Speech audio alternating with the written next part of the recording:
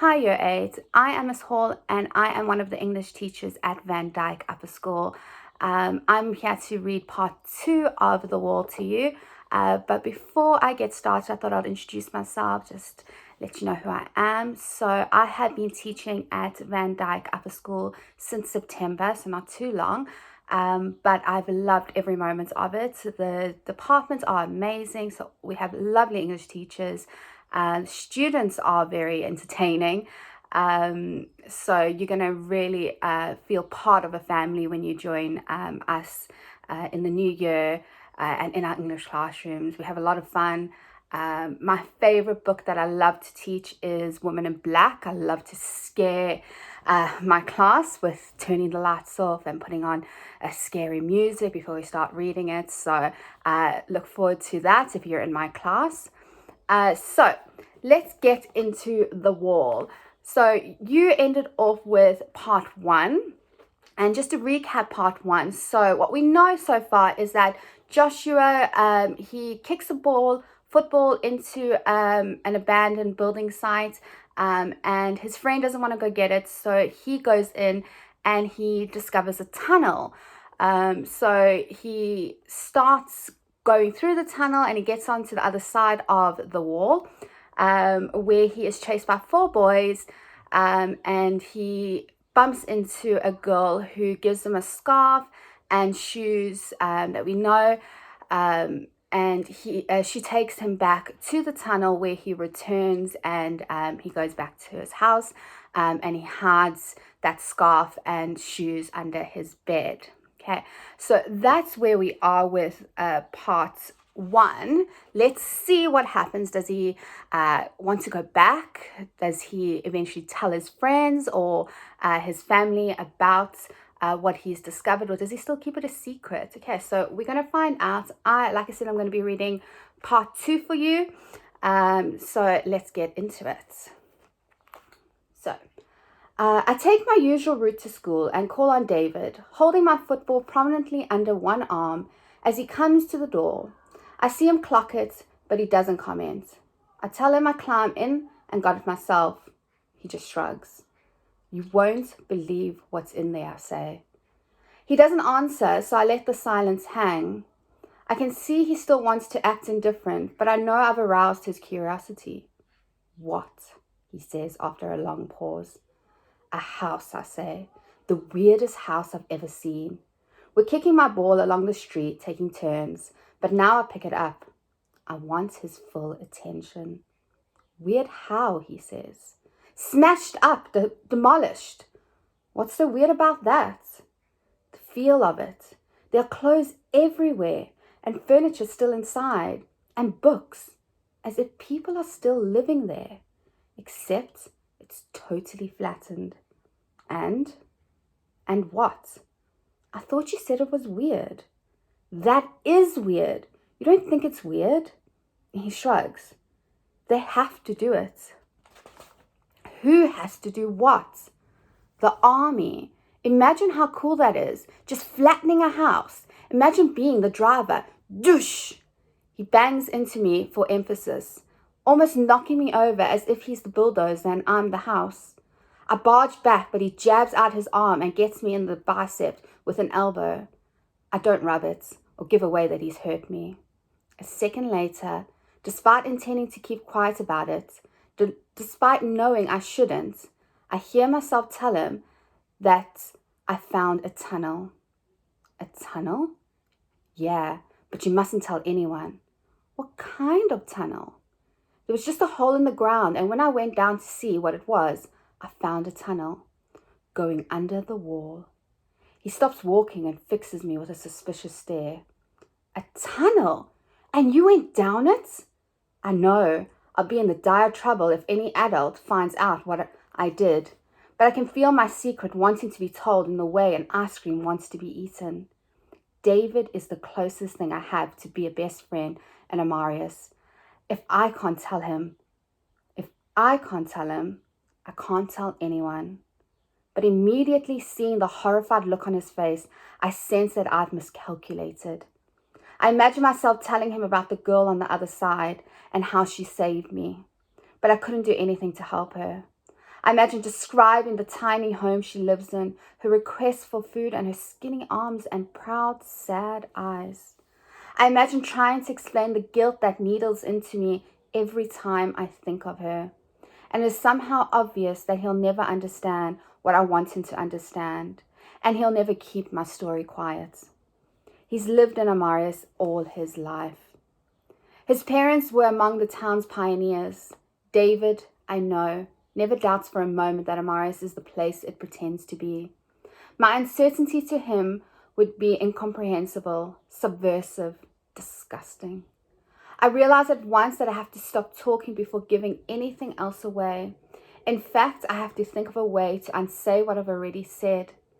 I force out a laugh and punch him on the arm. You believe me. For a moment, the wary glint stays in his eye. Then he punches me back. I didn't. Yes, you did. Well, it's possible, he says. I bet there are tunnels. They'll do anything to blow us up. They're crazy. He reaches out and pulls the ball from under my arm, bouncing it as he talks. Sometimes I look at the soldiers, he goes on, and I can't wait. For what? Until it's our turn. Can you imagine what it's going to feel like? Wearing the uniform, carrying a gun, going over to the other side and having all those people everywhere scared of you, doing everything you tell them. I turn away. I can't imagine. Even trying at that moment to picture it, I can't make it seem real or plausible. The first face that comes to my mind is the girl. As an image begins to form in my mind of her at the point of a gun, at the point of my gun, David banishes it with his squeaky, excited voice. And if anyone crosses you or messes you around, he tosses me the football, lifts an imaginary rifle to his shoulder and fires 3 invisible rounds. Doof, doof, doof. His eyes are scary.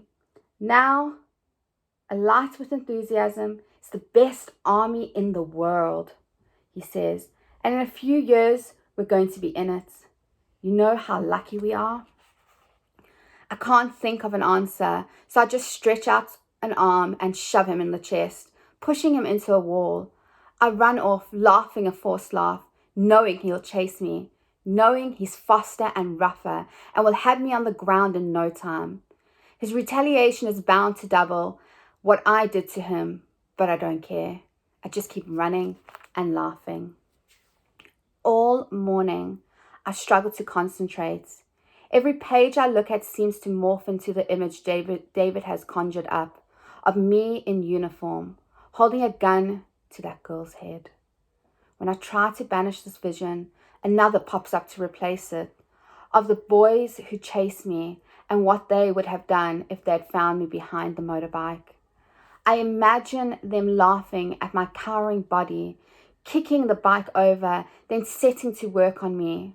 When I try to shut off the sickening avenue of thought, my brain just takes me back to the girl and the look of sudden fear on her face as she turned away without even a goodbye.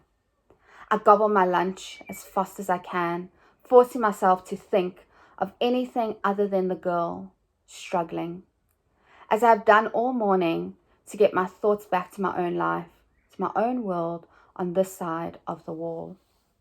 As soon as the food is inside me, I hurry to the playground and force my way into a game of football, chasing the ball frantically wherever it goes, not waiting for a pass or picking a position, but just running as hard and fast as I can, using the game as a way to obliterate the poisonous thoughts that have invaded my head. I'm usually timid in the tackle, but in this game, I feel no fear, and slide in on people, taking pleasure in the crunch of their legs against mine as I compete for the ball. I begin to sense people looking at me strangely. I see a gaggle of boys at the far end of the pitch, muttering to one another and staring in my direction, but I don't stop. For the first time since going into the tunnel, the knot of tension inside me feels as if it is loosening. The other boys in the game, usually my sort of friends, today seem distant, unimportant, not entirely real. When I score a goal, barging between two defenders and whacking a shot into the bottom right-hand corner, I run the whole length of the pitch as a celebration, but no one on my team joins in. If anything, they shrink away from me, but I don't mind. And after kickoff, I just redouble my efforts, running even faster after the ball, tackling even harder, until I become aware that my heart and legs are screaming at me to stop, and my stomach is tightening, moments away from throwing up. I stop, walk to the sideline, and sit on the ground. Nobody comes with me or asks if I'm okay. While my nausea subsides, I watch the football, a little dizzily. The other boys seem further away than ever, their shouts muffled and hollow, their excitement at the game strange and not quite comprehensible. As I begin to feel more normal, a wayward shot flies out of nowhere, straight towards my face. The only way to avoid a broken nose is to flatten myself against the tarmac, which I do just in time to feel the ball skim millimeters above my hair. When I sit up again, the boy who kicked it is staring at me, smirking. Several other boys have similar expressions on their faces, and I realize this wasn't an accident at all, but a well-aimed missile. I look away, pretending not to have noticed. I decide to give myself another minute or two before I leave, so they won't think they got me. Just as I'm getting ready to stand, David appears with his friend Seth, a chubby boy with a droopy bottom lip, which always glistens with saliva. Seth hates me. They stand so close I have to crane my neck to see their faces. Seth wants to hear about the tunnel, says David. I blink into the sunlight, which is forming a shimmering halo above their heads. What tunnel? The tunnel you found in the building site. I stare at David, fixing my mouth into a rigid, secretive slot. What are you talking about? The two boys gaze at me for a few seconds. Then, as if some invisible cue, they burst out laughing and walk away. I've told David too much. I can't trust him. A hand on my shoulder sends my body lurching upwards. My throat emits a strangled gasp that is almost a scream. Half my face is numb. For an instant, my brain scrabbles and flails, not understanding where I am or what is happening. A person is standing over me, a woman, her brow creased with an anxious frown. It's my mother. This place, all around me, is not where I was a moment earlier. I'm in my room. I'm at my desk. In front of me is my homework. I must have fallen asleep with my head on an exercise book. Dinner's ready, says Mum. I've been calling and calling. Sorry, I say, the word emerging as a dry croak. Are you all right? I'm fine. You look awful. I think I had a bad dream. What was it? Nothing. I don't know. It's gone. Come and eat. Okay. She tries to help me out of my chair, but I shrug her off. I'll come in a minute. Okay, but quickly and wash your hands. It's getting cold. I'll come, I snap. Just give me a minute. She retreats, leaving the door half open behind her. I close my eyes again, groping after the receding threads of my nightmare. I was in the tunnel again, but it was wet at the bottom, a layer of water thinly covering everything, but it wasn't cold, and it was okay to be crawling there, until I noticed the smell and become aware that the liquid under my hands and legs is more vicious than water. I lift a hand and turn it over, but can't see anything until a trapdoor opens above me and a shaft of light shines down. My palms, fingers, and wrists are red. Then something grabs my shoulder, and I spin round, knowing it's the hand of the boy who spat on me, knowing he'll be holding a gun, but he vanishes before he appears, and the tunnel suddenly isn't the tunnel, and the hand is the hand of my mother, waking me up to call me for dinner. Mum and Leave watch me wordlessly as I walk into the dining room. It's at times like this that I most miss having a sibling. These moments when there are two sets of eyes on you, watching everything you do, analyzing every twitch of your face, with no one else to divert or distract them. Most of the other families in Amaria's are huge. If Dad hadn't been shot, I know I'd have brothers and sisters. It sometimes seems as if he isn't the only person missing from the family, as if they killed more than just my father. I sometimes wonder if there's something wrong with Leave, and sense that the smallness of our family is part of the reason people are suspicious of us. It isn't normal around here to have just one child. If Leave did have a proper son, one who was really his, I know he'd treat him differently. The idea of a mini Leave in the house who'd believe what Leave said and would want to be like him when he grew up makes me want to puke. Better no brother at all than one like that. Except, perhaps, at times like this when there's nothing I want more than there to be another human being in the room, doing something, anything, to get those 4 beady eyes turned away from me. I made your favorite, says Mum. As soon as Leave has finished the blessing, roast chicken. Thanks, I mutter. I thought after what happened yesterday.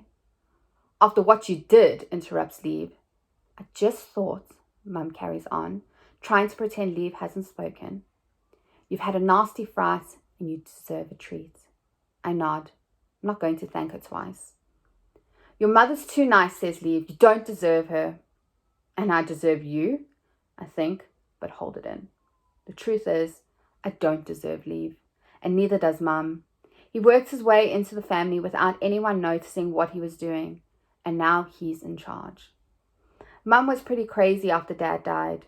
She tried to hold herself together, but for months she seemed like a pane of glass, riddled with cracks that were still somehow sitting there in the frame. You couldn't look at her without thinking the slightest tap would shatter her into 1,000 pieces. I tried to help, but I felt pretty shaky myself, and you couldn't speak to her for longer than a minute without her lips beginning to tremble and her eyes glazing over. When I had the choice, I often just tried to keep out of her way. That's when Leave started appearing. At first it was a relief. Mum needed sympathy when she went quiet, and she needed someone to act as if they were listening when her mood shifted and she started to talk. Even when she was saying the same thing for the 100th time, Leave never seemed bored or impatient or eager to leave. Before long, he was with us every evening. It felt strange that he was religious, but religion takes up a lot of time, and Mum seemed to like that, having days, weeks, and months punctuated by rituals that Leave gradually sneaked into our routine. Mum was lost, and he was like a compass, always pointing north, always leading her in one direction. For a while I was grateful to him. I wanted to be kind. I wanted to look after her. But I couldn't do it. I was too angry and upset to have anything to spare for anyone else. Leave was tender with her, in the way I wished I could have been. She was a fragile object I didn't trust myself to carry, and I was pleased to be able to hand her over to someone else. He's still gentle with her now, still treats her as if the slightest upset might break her. Except these days, the thing he's usually trying to protect her from is me. He thinks I'm selfish and inconsiderate, and he never stops trying to squeeze between us and police the way I talk to her. If he wasn't around, everything would be fine, but he just can't resist stepping in and trying to make everything fit his stupid rules. If I'd resisted him from the start, I might have been able to keep him at bay. But by the time I realized what he was up to, that he was working his way in for good, and he was going to change everything and never leave, it was too late. I still remember the moment when I realized what was going to happen, and that he had beaten me.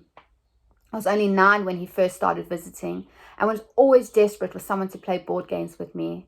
There were weekends when we sat at the dining table for whole afternoons, rolling dice and moving counters while Mum drifted around, keeping her distance and encouraging us to bond. It felt good to have someone else in the house other than just me and Mum. He was someone to hide behind, someone to handle her mood swings, someone to turn us round and make us look forward rather than backwards. He tried his best to be nice to me, and I tried to like him. But the day when he suggested a family outing, I realized for the first time what he was trying to do. He was all smiles when he asked me where I wanted to go, and Mum was right there too, grinning down at me. And I saw in a flash that they were both in on it. They were working together, lining up a replacement father. I stood there, speechless, overwhelmed by the horror of this idea, by the idea that anyone might think they could do that, let alone this old, bearded, dreary stranger, while they gazed at me, waiting to hear my choice of outing. I opted for the swimming pool, not because I like swimming, but because I thought it was the best choice to expose the ridiculous gulf between Leave and my dad. I thought the sight of him in a pair of trunks might wake my mother up and force her to see what she was doing. When he walked out of his cubicle, tiptoeing on the wet tiles as if he didn't want them to touch his feet, I thought for a moment my plan might work. I already knew he was no athlete, but the way he looked in his old-fashioned trunks, which were not much bigger than a pair of women's knickers, was creepier than I had dared imagine. His body was fat but thin, skinny and also saggy, with flesh the color and texture of dough, so soft it looked as if a firm poke would leave a lasting dent, and even his toes were hairy. "So, let's swim," he said, rubbing his hands together, struggling to act as if the outing was anything other than a grim duty. He didn't seem to have any idea how awful he looked. Mum didn't react to the sight of him in the way I'd hoped. She somehow stifled her instinctive response, which must have been to run screaming from the building, and didn't even flinch when we emerged from the changing rooms. Perhaps this was tact. Perhaps she'd seen it all before. This wasn't a thought I wanted to dwell on. I made sure to splash him a lot and to be as irritating as possible within the bounds of what I could pass as playfulness, but nothing riled him. I could tell I was getting on his nerves and that he didn't find chlorinated water in the eyes even 1/10 as amusing as he pretended to, but he took it all with annoyingly good humor. Eventually I resorted to asking him if he liked diving. We were at the pool with the high boards, and straight away he was suspicious. "Sometimes," he replied, smiling wearily, his eyes flicking towards Mum to see if she was listening. I drew closer to her. "Let's do some. Will you teach me?" I said. He shrugged a reluctant yes, so I swam to the edge of the pool, checked that he was following, then went ahead to the diving tower and waited for him at the bottom step. I could see Mum at the far end of the pool, watching. I gave her a wave, and as soon as Leave was near, began to climb. Up I went, past the low board, then past the medium board, hearing the metallic echo of Leave's footsteps behind me, feeling his weight judder the frame of the ladder. I didn't stop or look down until I'd made it all the way to the 10-meter platform. I'd never been up to this level before. A glance between my legs showed the swimmers looking miniature and foreshortened, their screams and yelps blending into a continuous shrill drone. The drop had always looked high from the pool, but it seemed enormous when viewed from above. The idea of walking to the end and throwing yourself off was sickening. I shuffled from the top of the ladder to the railing that ran along the edge of the platform, my knees feeling loose and unreliable. As I lurched for the metal bar, which I gripped with all my strength while I waited for Leave, I knew he was on a mission to prove himself to Mum, so he wouldn't be able to dive from a lower board or turn back. It was a long time before he appeared at the top, and when he did, his face was pale. His lips puckered into a hard white ring. The saggy muscles of his arms jutted as he hauled himself up. Trying to hide my smirk, I turned back to Mum, picking her out far below and giving her an enthusiastic wave with my right hand while holding on tight with my left. I couldn't make out her expression as she waved back. Leave clambered onto the platform, clumsily heaving himself from his knees to his feet, then inching towards the railing, which he clutched with knuckle-whitening force. For a while he stood with his head bowed, catching his breath. When he looked up, every scrap of friendliness had vanished from his eyes. "I know what you're doing," he said, his voice cold and flat. "Did I go too high?" I replied, all innocence and smiles. I know exactly what you're doing. My dad was a really good diver, I said. He wasn't afraid of anything. He held my gaze, breathing slowly through his nostrils as he lifted his index finger and gave me a sharp jab in the ribs just below my heart. Do you think you're smarter than me? He asked. I tightened my grip on the railing, feeling suddenly vulnerable, higher up than was safe, more naked than I wanted to be. It struck me that I'd never been alone with him before, out of earshot of my mother. His body was positioned to conceal me from her view. Don't play me, he said. Don't ever think you can play me. You won't win. He reached out with one finger, raised my chin, forcing me to look at him.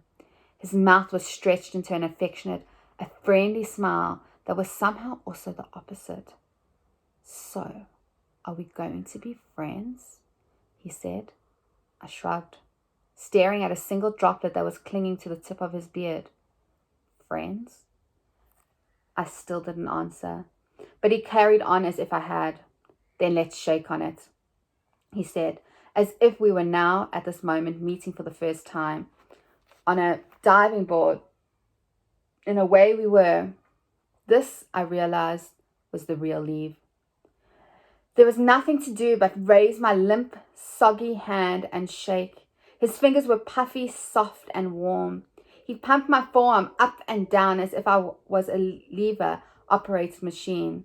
This gesture seemed to satisfy him, and he took a single contented breath. Good boy, he said. Good boy. Repeating it twice with a sing-song intonation, like a trainer rewarding an obedient dog. With that, he tilted his head back and rolled his neck through one slow circle, then turned and walked towards the end of the diving board. He tried to appear confident, but his walk was hunched and uncertain, his knees never quite straightening, his hand hovering, ready to grab the railing. No one had been up here for a while. Other than his footsteps, the surface was dry. Soon, there was no concrete ahead of him, only air. His curled toes over the lip of the platform, spread his arms, and stood there, swaying slightly. The gusset of his trunks had sagged away from his body, releasing droplets of water which splashed between his ankles. With his chin raised, he slowly bent his knees and leaped forwards, flying through the air with his back arched, a perfect, graceful swallow dive. For half a second, it was beautiful. Then, as his head speared towards the water, the flaw in his technique became apparent. With several more meters to fall, he was still rotating. His legs and arms began to flail in a futile attempt to correct his trajectory before the skin of his back hit the water with the sound of a whip crack. A circular wave spread out from his point of impact, causing concentric rings of swimmers to bob in the water. A ripple of laughter echoed upwards as the sound of the splash faded. He resurfaced and swam towards my mother. I couldn't make out the expression on either of their faces, but I could see that before he said a word, he kissed her on the lips. It was the first time I ever saw him touch her. The sight of that kiss stabbed into my chest like another poke. That was the moment when I knew he'd beaten me. I climbed down the ladder, struggling on the slippery rungs, my body heaving with foreboding. Leave had taken charge. I didn't know where he'd lead us, but I sensed that everything was going to change, and I was powerless to stop it. Too high for you, he said, as I swam into earshot. Is your back okay, I asked. Fine. Must be sore. Not really. Can I see it? Nothing to see, he said, splashing me playfully but not playfully in the face. Not until we were in the changing rooms did I get a look at his injured skin. A livid rash spread across his back as if someone had strapped him to a table and sandpapered him. The redness interrupted only by a thin white line, like a streak of lightning that divided the wound. You could see the whole area would be hot to touch. It seemed amazing that he hadn't wept, hadn't given away even a hint of discomfort. A slight flinch as he put on his shirt was the only sign he was in any pain. On the way home, he clutched the steering wheel with both hands, holding his body upright so his back didn't touch the seat. He told me my swimming needed work and offered to take me back to the pool, just the two of us. for a few lessons. Mum swiveled in her seat and smiled at me. "Isn't that kind?" she said. I didn't answer. Within 2 months, they were married, and Leave had moved us out here to the occupied zone into a brand new house at the edge of Amarius. "Are you okay?" says Mum, leaning towards me and stroking my cheek. I lean back out of reach and stare down at the untouched chicken on my plate. Leave is already halfway through his portion. "I'm fine," I say. "Just tired." "You had a big fright." "I'm just tired," I snap. "Okay," she says, raising her hands in a fake mini surrender. "You're just tired?" "Of course he is," says Leave, squeezing out his sarcasm through a mouthful of rice, falling asleep over his schoolwork. "You think that's how to get good grades?" "He's doing fine," says Mum. "I know he is. Fine is fine, but fine isn't good. Fine isn't excellent." "Let him eat," says Mum. "Am I stopping him? Am I?" Mum shrugs. "He's 13 years old. You can't tiptoe around him all the time." I put my hand down and try to make a start on my meal, wondering how long the two of them will be capable of carrying on this conversation without any input from me, except that I can't eat. The chicken on my fork looks succulent, dripping with a thick, glistening sauce, but in my mouth it tastes stringy and dry. I chew and chew, wishing there was some way to spit it out, but those 4 eyes are on me more attentively than ever, so I keep going and make myself swallow. I can feel my hungry stomach crying out for sustenance, but the idea of actual food entering my body feels nauseating and strange. Silence fills the room as I force down 5 or 6 mouthfuls before cutting and mixing the rest into a careful array designed to conceal how much food I'm leaving. "Are you sure you're okay?" Mum asks. I nod. "You want some dessert?" I shake my head. "Ice cream? We've got some lemon sorbet." "No thanks." She reaches out to put a hand on my forehead. I let her slender fingers rest warm and gentle against my brow. "You don't feel hot," she says. "I'm just tired. I said already." "Of course you are. Can I go to bed?" Mum and Leave exchange anxious looks. She tries to help me up from my chair, but I shrug her off and walk away, muttering that I'll be fine in the morning. I stand in the middle of my room for a while, not getting undressed, not even really thinking anything, just standing there. I only notice I'm doing it when Mum walks in, closing the door in a special way, quiet way, not lifting the handle until the door is fully shut. She sits me down on the bed and squeezes herself next to me, up close so our thighs are pressed together. "Has something happened?" she says. "Something else." Her face is so close I have to blink to focus. It's the face I know best in the world. Every wrinkle and freckle, every blemish, every expression is familiar to me, even when she seems far away, lost in her mysterious private struggle to make sense of what has happened to her. She also feels like part of me, like the only person in the world I actually know. I want to tell her about the tunnel. For a moment, it seems as if I have to tell her about the tunnel, as if what I've done and where I've been is a toxin bottled up inside me that will leak into my bloodstream and poison me if I don't find a way to get it out. With her sitting next to me on the bed, concerned and attentive, waiting for me to speak, I sense I might never get a better opportunity to explain what I did, where I went, how I escaped, who saved me. I know I have to find a way to share the burden of the feeling which is throttling me, a sense that I owe my life to someone I have wronged. I take a deep breath and look up, ahead of me at the wardrobe, behind which is hidden the scarf, belonging to the girl who lives in that small, dark, cramped room, impossibly distant, yet not far away at all.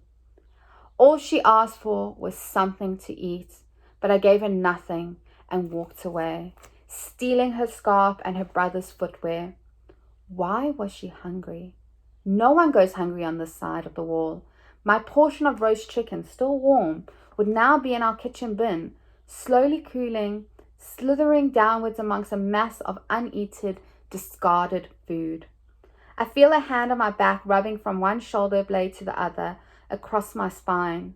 My mother's soft, low voice rises. "You can tell me. Whatever it is, you can tell me." Her top lip is red, her bottom lip pale. Something yields in my chest, and I sense a reservoir of tears begin to fill, somewhere behind the bridge of my nose. We can help you, she says. We. Anything I say to her, she will pass on to Leave.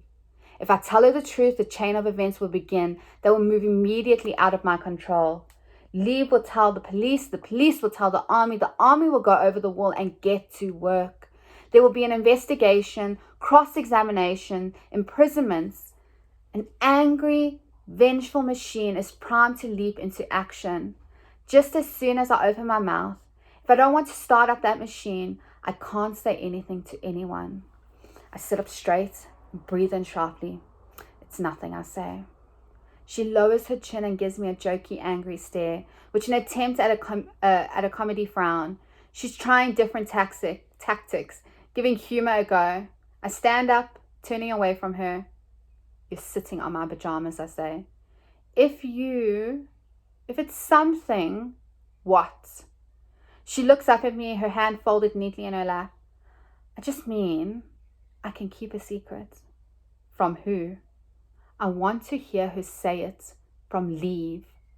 From anyone. Everyone. About what? I want to know what's wrong. What's happened to you? I've told you what's wrong. When? Just now. What is it? It's that you're sitting on my pajamas and I want to go to bed. She flinches. I concentrate on keeping my facial muscles as still as I can, while Mum stares at me. Her dark eyes look sadder and tighter and more disappointed than ever. She presses her hands into her knees and raises herself heavily, then steps back and watches me retrieve the t-shirt I sleep in. Without saying anything more or looking back, she slips out of the room and closes the door.